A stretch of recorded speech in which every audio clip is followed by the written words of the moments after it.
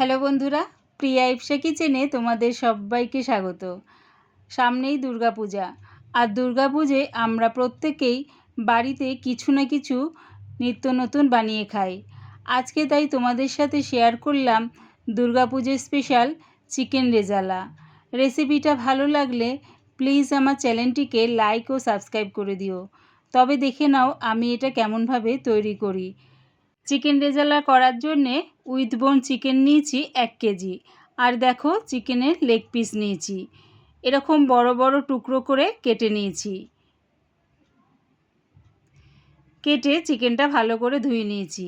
এবার এর মধ্যে দিলাম 2 চামচ আদা রসুন পেস্ট, 50 গ্রামের মতন টক দই ফেটিয়ে নিয়েছি, সেটা দিয়ে দিলাম। দিচ্ছি স্বাদ অনুযায়ী নুন,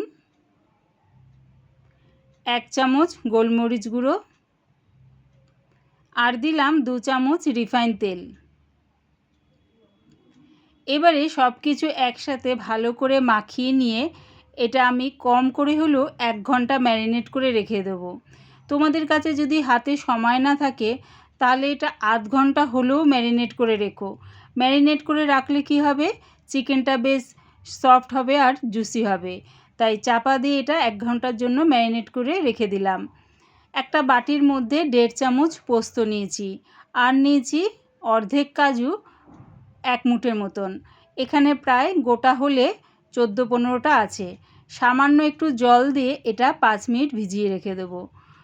5 মিনিট ভিজিয়ে রাখলে কি হবে, কাজু আর পোস্তটা বেশ নরম হয়ে যাবে। দেখো 5 মিনিটের পর কাজু আর পোস্তটা বেশ নরম হয়ে গেছে। এবার এটা মিক্সির জারে দিয়ে স্মুথ পেস্ট করে নেব।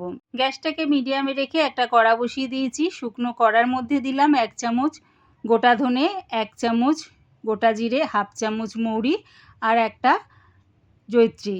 সব কিছু হালকা করে ভেজে নেব। যখন দেখবে সুন্দর একটা গন্ধ বেরোচ্ছে, এটা নাবিয়ে ঠান্ডা করে মিক্সির জারে দিয়ে গুঁড়িয়ে নেব। আমি চিকেন রেজালা করার জন্যে এরকম 6টা মিডিয়াম সাইজের পেঁয়াজ নিয়েছি। এগুলো ছোট ছোট টুকরো করে মিক্সির জারে দিয়ে দিলাম। দিচ্ছি 4টে কাঁচা লঙ্কা। ঝালটা সম্পূর্ণ তোমাদের স্বাদ অনুযায়ী ব্যবহার করো। সামান্য একটু জল দিয়ে এটারও একটা পেস্ট বানিয়ে নেব।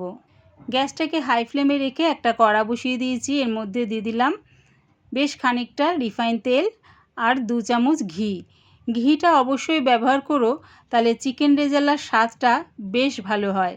ফোড়নের জন্য দিলাম 2টো শুকনো লঙ্কা, 2টো দারচিনির টুকরো, 4টে ছোটো এলাচ, দিচ্ছি 4-5টা লবঙ্গ, আর দিলাম 2টো তেজপাতা।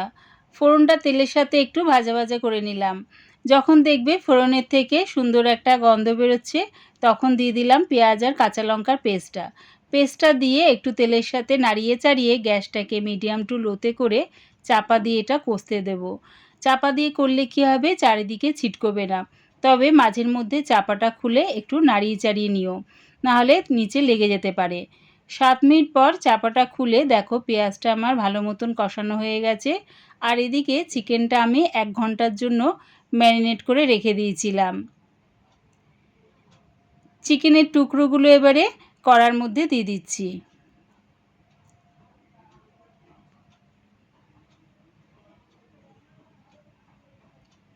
চিকেনটা দিয়ে পেঁয়াজের সাথে ভালো করে মিশিয়ে নিয়ে চাপা দিয়ে গ্যাসটাকে মিডিয়াম টু লোতে রেখেই এটা কষতে দেব।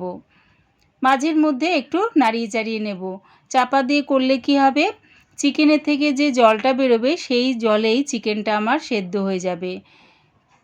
প্রায় কিছুক্ষণ পর দেখো চাপাটা খুলে একটু দেখে নিচ্ছি।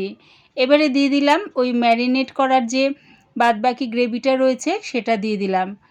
দিচ্ছি 1 চামচ গরম মশলা গুঁড়ো, আর দিলাম স্বাদ অনুযায়ী নুন। নুনটা কিন্তু আমি চিকেন ম্যারিনেট করার সময় মাখিয়েছিলাম। এখানে মশলাগুলো দেওয়ার পরও একটু বুঝেই নুনটা ব্যবহার করলাম।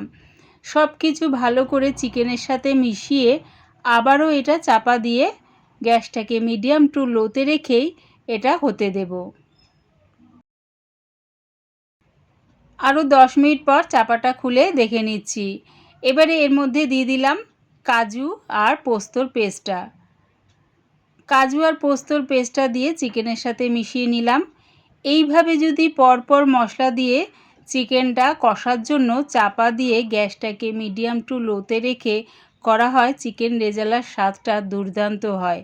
আর এই চিকেনের জলটা থেকে চিকেনটা সেদ্ধ করার চেষ্টা করো, বাইরে থেকে আলাদা কোনো রকম জল ব্যবহার করো না। চিকেন রেজালাটা প্রায় আমার হয়েই এসছে। এবার এর মধ্যে দিয়ে দিচ্ছি যে গুঁড়ো মশলাটা আমি করে রেখেছিলাম ভাজা, সেটা এর মধ্যে দিয়ে দেব। গুঁড়ো মশলাটা দিয়ে চিকেনের সাথে ভালো করে মিশিয়ে নিয়ে আরও 2 মিনিটের জন্য এটা চাপা দিয়ে হতে দেব। তাহলে কি হবে, মশলার স্বাদ আর গন্ধটা খুব সুন্দরভাবে চিকেনের মধ্যে ঢুকে যাবে। তাই চাপা দিয়ে এটা হতে দিলাম। 2 মিনিট পর চাপাটা খুলে দেখে নিচ্ছি, রেডি হয়ে গেছে আমার চিকেন রেজালা। এই চিকেন রেজালা তোমরা লাচ্ছা পরোটা, রুমালি রুটি, ফ্রাইড রাইস বা পোলাওর সাথে খেতেও বেশ ভালো লাগবে। পুরো রেসিপিটা দেখার জন্যে প্রিয়া ইপসা কিচেনের থেকে তোমাদের সবাইকে অনেক ভালোবাসা রইল। চিকেন রেজালার রেসিপিটা ভালো লাগলে প্লিজ আমার চ্যানেলটিকে সাবস্ক্রাইব করে দিও।